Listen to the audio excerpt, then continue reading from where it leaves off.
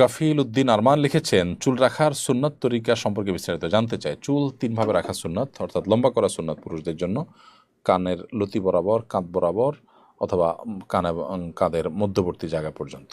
এই তিনভাবে, এটাকে জুম্মা, লিম্মা এবং ওয়াফরা বলে। এই তিনভাবে চুল রাখা সুন্নত। আর পুরো মাথার চুলকে সমানভাবে ছোট করা, এটা হলো জায়েজ। আর এর বাইরে এক অংশে চুল রাখলাম, আরেক অংশ চাঁচলাম, এক অংশ একরকম, আরেক অংশ আরেক রকম, এরকম অভিনব কায়দায় যে চুল রাখা হয়, এটাকে কাজা বলা হয়। এটি হাদিসে নিষিদ্ধ এবং এটাকে মাকরুহ বলেছেন ফুকাহায়ে কেরাম। আর যে ইমন আব্দি লিখেছেন, আমার বাবা মা হারাম খায়, আমি এই জন্য তাদের সাথে অনেক রাগারাগি করি, এদিকে আমার গুনাহ হবে? বাবা মা যদি হারাম খান, তাদেরকে আপনি বোঝাবেন, সতর্ক করবেন, আল্লাহর ভয় দিবেন, চোখের পানি ফেলে দোয়া করবেন এবং তাদেরকে বোঝানোর চেষ্টা করবেন। কিন্তু কোনো অবস্থাতেই তাদের সাথে রাগারাগি করা, অর্থাৎ রাগারাগি মানে হলো দুর্ব্যবহার করা, মুখ খারাপ করা, এটি আপনার জন্য জায়েজ নয়। তাদের পাপের জন্য তাদেরকে আল্লাহ তাআলার কাছে জবাবদিহি করতে হবে। কিন্তু আপনি যদি মুখ খারাপ করেন, তাহলে কিন্তু আপনি গুনাহগার হয়ে যাবেন।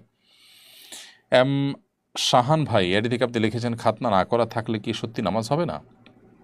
নামাজ হয়ে যাবে, কিন্তু খাতনা করাটা গুরুত্বপূর্ণ সুন্নাহ, সুন্নাতে মুআক্কাদা। অনেক ইমামদের মধ্যে এটি ওয়াজিব, যার কারণে খাতনা না করা থাকলে, নামাজ হয়ে গেলেও খাতনা না করা থাকলে খাতনা করার উদ্যোগ নিতে হবে। এমনকি বয়স্ক হয়ে যাওয়ার পরে যদি কারোর খাতনা করা ছাড়া থাকেন, তারপরেও তার খাতনা করার নির্দেশ উলামায়ে কেরাম দিয়েছেন।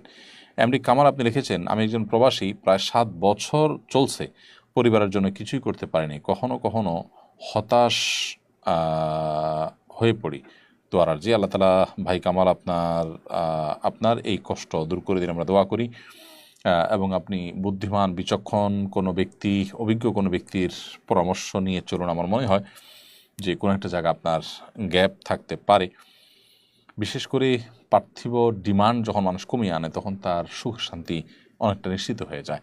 সেই সাথেই আত্মীয় স্বজনকে খুশি করার জন্য আমরা ভুল ওয়েতে অনেক সময় আগাই, তাতে না তারা খুশি হয়, না আমরা আমাদের যে পরিশ্রমটা সেটাকে সার্থক করতে পারি। তো এই জন্য সব মিলিয়ে অভিজ্ঞ, প্রাজ্ঞ, পণ্ডিত মানুষদের সান্নিধ্য, তাদের পরামর্শটা গুরুত্বপূর্ণ।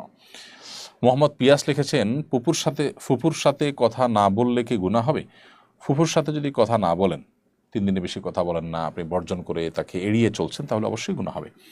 একজন ইমানদার কোনো মুসলমানকে 3 দিনে বেশি বয়কট করে থাকা জায়েজ নয়। সেখানে ফুফু তো রক্ত সম্পর্কীয় একজন নিকটাত্মীয়, অতএব তার সাথে সেরকম আচরণ করা জায়েজ হবে না। তিনি যদি অন্যায়ও করেন, আপনি 3 দিন অভিমান করে থাকতে পারেন, মনে কষ্ট থাকতে পারেন, প্রয়োজনে তার ক্ষতি থেকে বাঁচার জন্য দূরে দূরে থাকতে পারেন, কিন্তু সম্পর্ক ছিন্ন করে ফেলবেন ঠুনকো করে অজুহাতের ভিত্তিতে, সেটি কিন্তু জায়েজ নয়। সুমি রামিস আপনি লিখেছেন, সফরের নামাজ কখন এবং কিভাবে পড়তে হয় বিস্তারিত বলুন।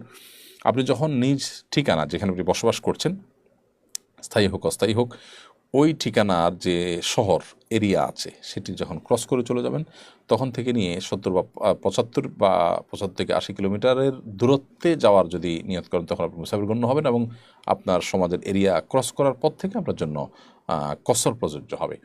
সেক্ষেত্রে জোহর, আসর এবং এশা, এগুলো 4 রাকাতের জায়গায় ফরজ নামাজ 2 রাকাত পড়বেন, আর বাকিগুলো যা আছে তা সেভাবেই আপনি আদায় করবেন।